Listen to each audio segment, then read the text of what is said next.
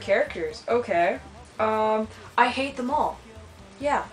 I do not like a single character in these books. I can't get into them. They're cardboard cutouts. There is nothing about them. Alright? Who is your favorite character? That's a good question. You know what? I want to say Alice because she's just... I kind of want to say Rosalie too because she's just... Oh, I don't know. They're both funny. No, actually, you know what? I think my favorite character is actually Bella. If you could take MJ and combine it with Melissa and put them together, and, like, their sensibleness, like both Melissa and MJ are very sensible girls, so like they reminded me, like Bella reminded me of them. So when I was reading it, I was like, oh look, it's MJ and Melissa as the girl who falls in love with a vampire. They're gonna kill me for saying that. The main character is empty-headed, no depth. It's written in first person, and she never has a single thought. No wonder Edward can't read her mind. It's not because she's mysterious, or, you know, magical, or complex, or anything. Edward can never read her mind because it's empty. It's blank, alright? Her mind is a vast wasteland where no thought dare to tread. I don't really have a favorite character because they're all kind of either unmemorable or they have so many things that I don't like about them that they cannot possibly be my favorite character.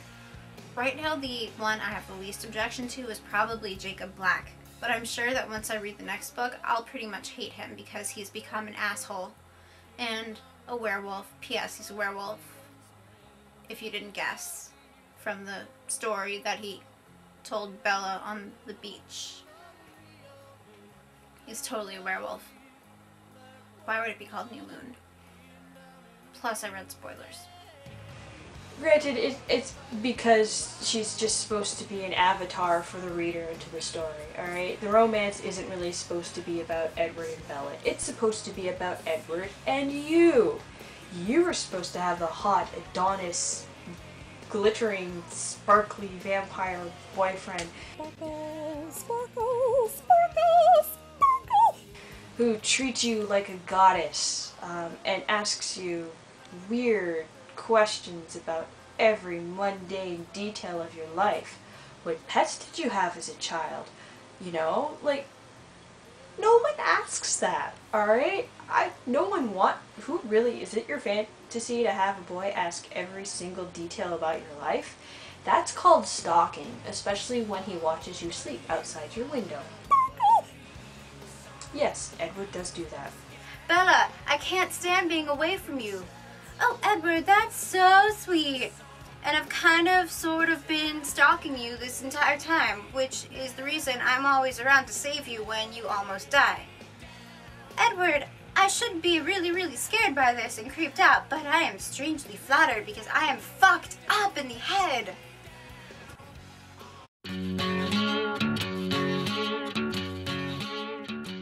I would say that Vampire Baseball is probably in the top 10.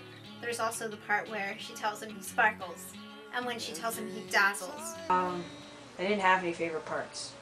The sparkling was pretty dazzling. Okay, that's the highlight. That is the highlight of the entire book. Sparkles. Okay, I cannot emphasize this enough. Edward sparkles. He freaking sparkles, alright? It's... wow. My least favorite part? Perhaps the fact that Bella continuously puts herself in dangerous situations when she knows that they're dangerous, accepts that they're dangerous, and then does it anyway. When it doesn't actually help the plot move along, it just makes it so that Edward has to save her. Another problem, scene transition. Okay, it is confusing as hell. Maybe I just zone out reading, though I don't ever recall that happening before. I've missed things by reading too excitedly. Case in point, I was way too into the 4th Harry Potter book when it came out that I didn't realize Cedric Diggory was dead until his ghost told Harry to bring his body back. That was a big sort of double take WTF moment. But that's only happened once, okay? Case in point, Edward arrives in the morning to drive Bella to school, and they're talking in his car as he's driving, and talking, and holding hands, and being mushy, lovey-dovey, oogie-boogie sort of thing. Then suddenly I noticed that the way they're interacting does not seem very road safe. I mean, I know Edward's a fantastic vampire driver, but still. Sure enough, all of a sudden Edward gets up to leave the cafeteria table. Somehow, in the midst of their conversation, that the author failed to properly explain the scene transition, alright? And that's just a sign of clumsy writing. If a reader has to stop and say, wait a minute, where the hell are these characters? If I had a chance to write this book, I would cut out half of the angsting and analysis, because while in reality girls do that, or at least they did in middle school, they probably don't do it to that much of an extent, and even if they did, nobody wants to read that. Edward. I've lost count to the amount of times the word dazzle is used, or some variation of dazzling, dazzled sort of stuff. Also, Greek god, Adonis, and a statue. Bella uses the word verbose at one point in the book. And while it's a good word, I do not picture any 17-year-old using it in their internal dialogue. Or monologue, rather. You know, first person, and this is coming from an amateur writer herself. I write fanfic. That's about as amateur as you get. First person is a lot more challenging to write than third person. I mean, first person you really have to get a feel for the character. You have to get inside their minds. You have to basically plot out your story, have that established, and then sit back and go through the entire thing through the lens of your individual character.